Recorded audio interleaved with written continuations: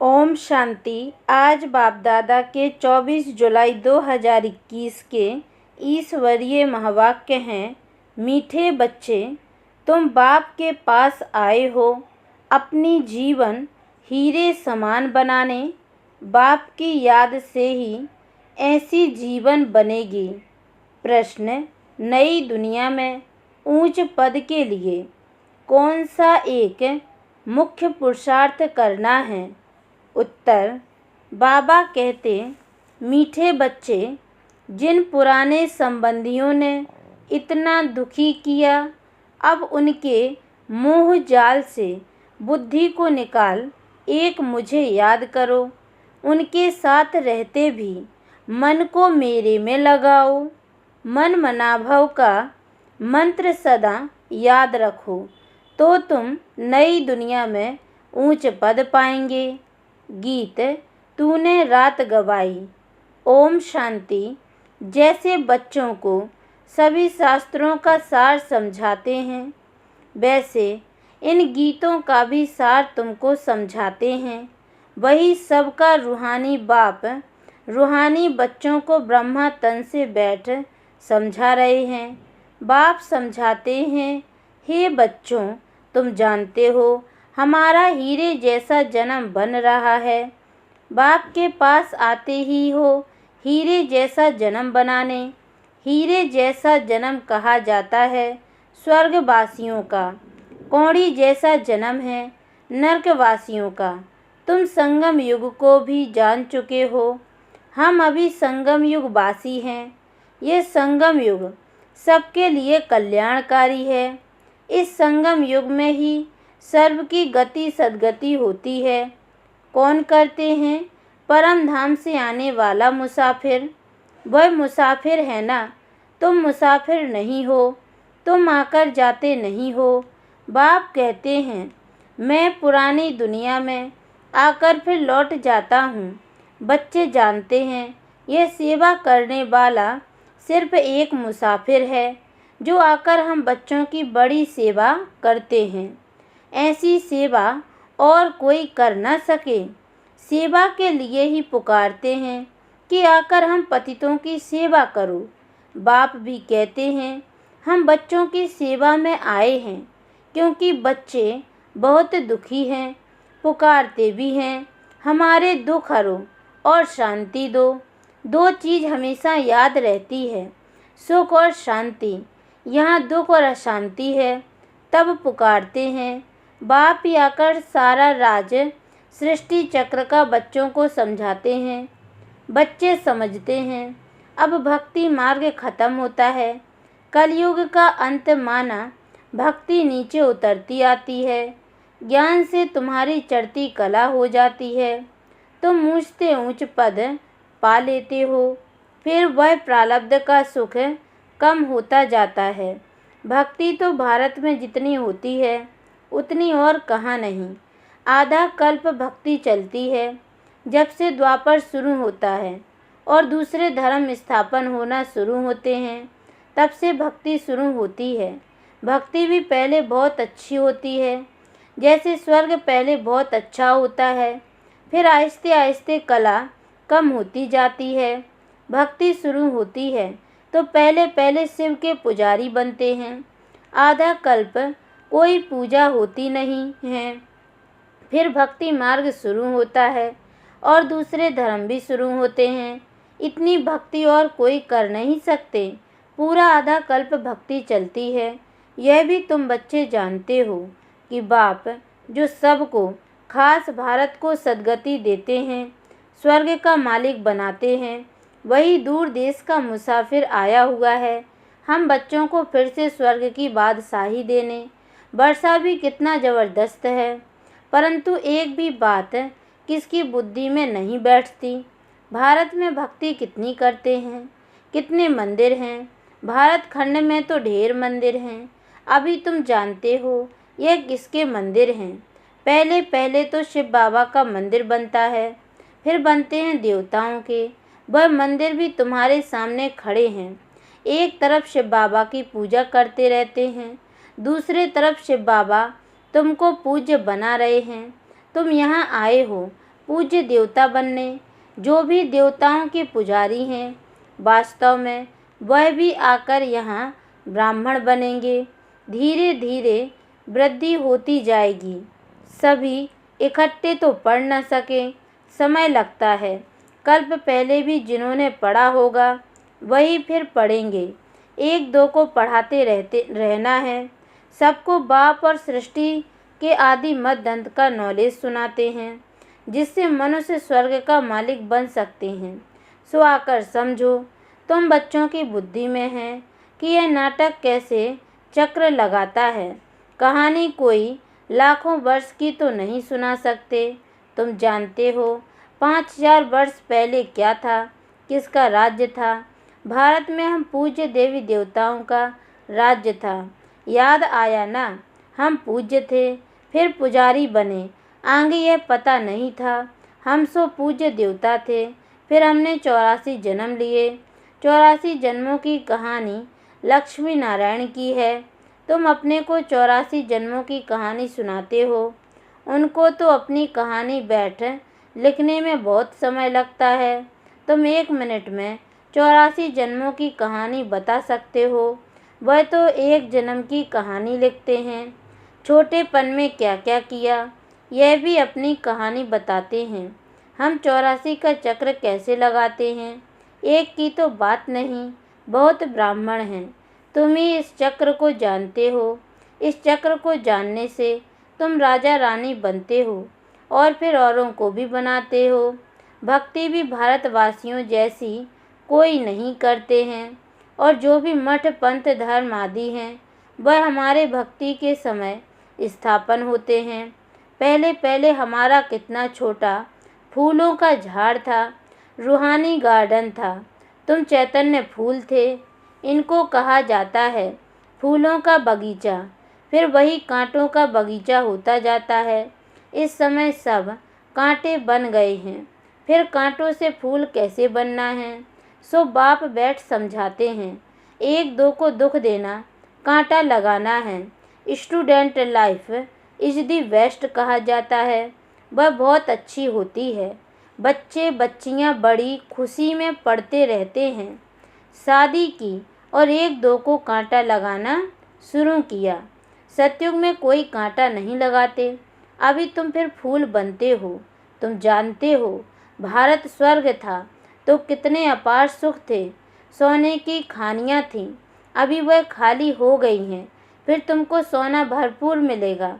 भारत में ही सोने हीरे जवाहरात की खानियाँ थीं। उस समय अमेरिका आदि कुछ भी नहीं होता, बॉम्बे भी नहीं होती। वंडर है ना। कलयुग के अंत में कुछ भी सोना देखने में नहीं आता। फिर सतयुग आदि में इतनी सोने की खानियाँ भरतू हो जाती हैं, सोने के महल बन जाते हैं। वंडर है ना। वहाँ खानियों से कितना ढेर सोना निकालते हैं। जैसे यहाँ मिट्टी की ईंटें बनती हैं, वैसे वहाँ सोने की ईंटें बनती हैं। माया मच्छंदर का खेल दिखाते हैं ना। ध्यान में देखा, यहाँ तो सोना ही सोना है। बरोबर सतयुग में सोना होगा। यहाँ तो देखो मिट्टी की ईंटें भी नहीं मिलती हैं। जितनी यहाँ ईंटें पैसे से मिलती हैं, उतनी वहाँ सोने की ईंटें मुफ्त मिलती हैं। रात दिन का फर्क है, तो क्यों नहीं पुरुषार्थ करना चाहिए नई दुनिया में ऊंच पद पाने का। यहाँ मोह जाल में क्यों फंसे। बाप कहते हैं पुराने संबंधों में तुम कितना दुख उठाते हो।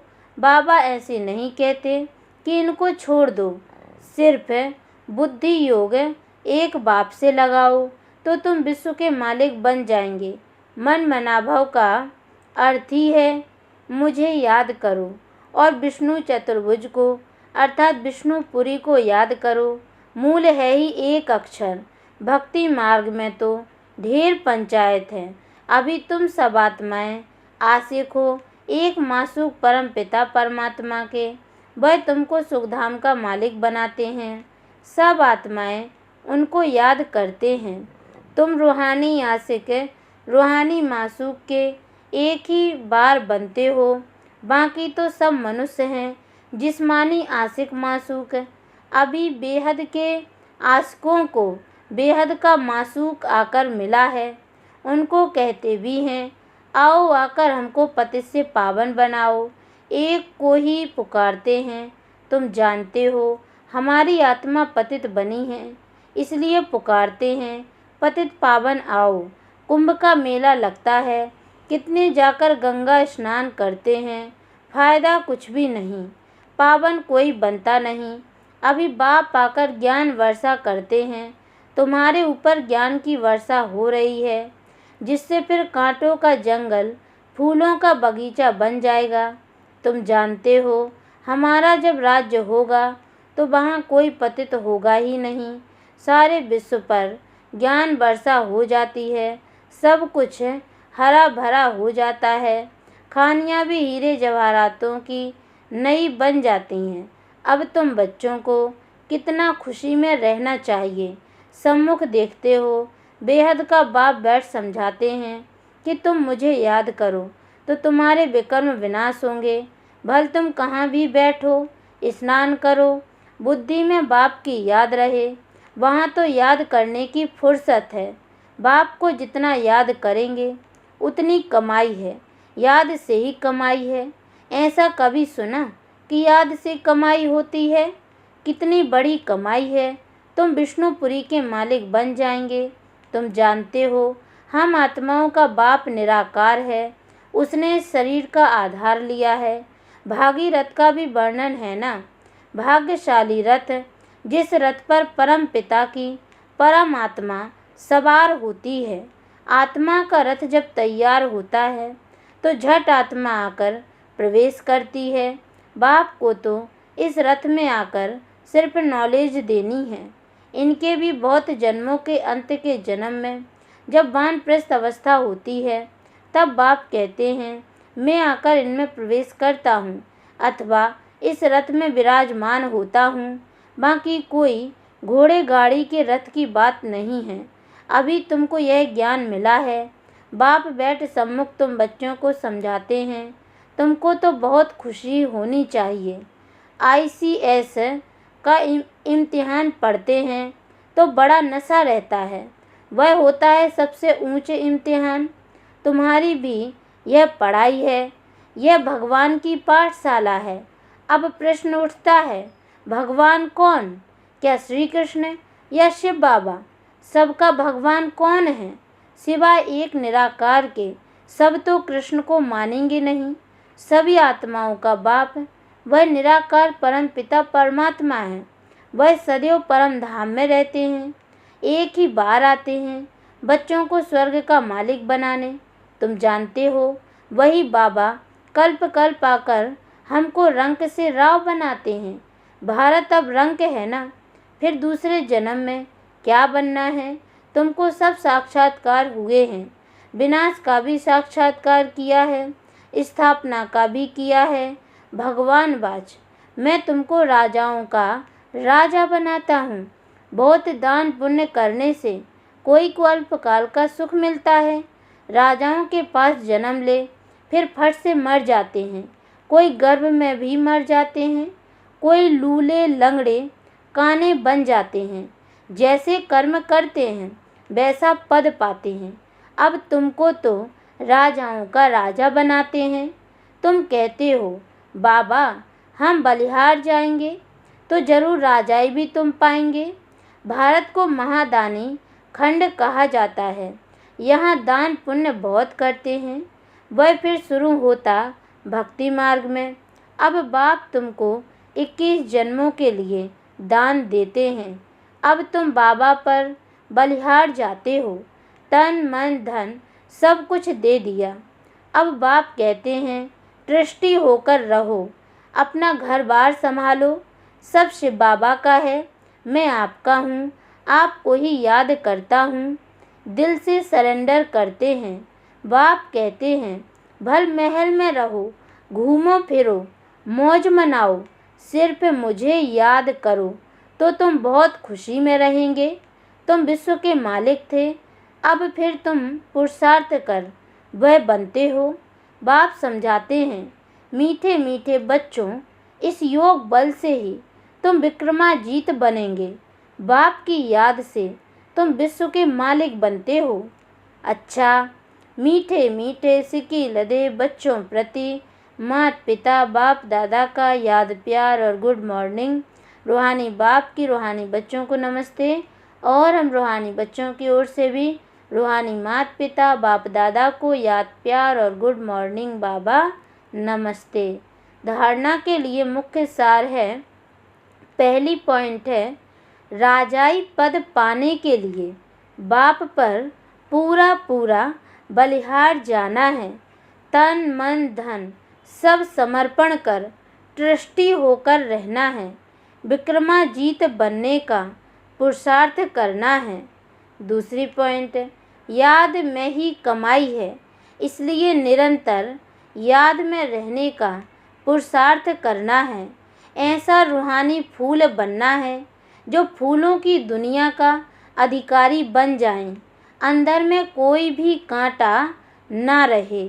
वरदान, त्रिकालदर्शी स्थिति में स्थित रहे, सदा अचल और साक्षी रहने वाले। नंबर 1, तकदीरवान भव।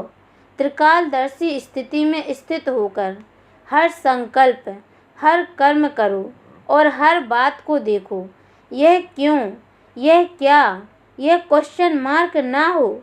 सदा फुल स्टॉप, नथिंग न्यू। हर आत्मा के पार्ट को अच्छी तरह से जानकर पार्ट में आओ। आत्माओं के संबंध संपर्क में आते न्यारे और प्यारेपन की समानता रहे तो हलचल समाप्त हो जाएगी। ऐसे सदा अचल और साक्षी रहना, यही है नंबर 1 तकदीरवान आत्मा की निशानी।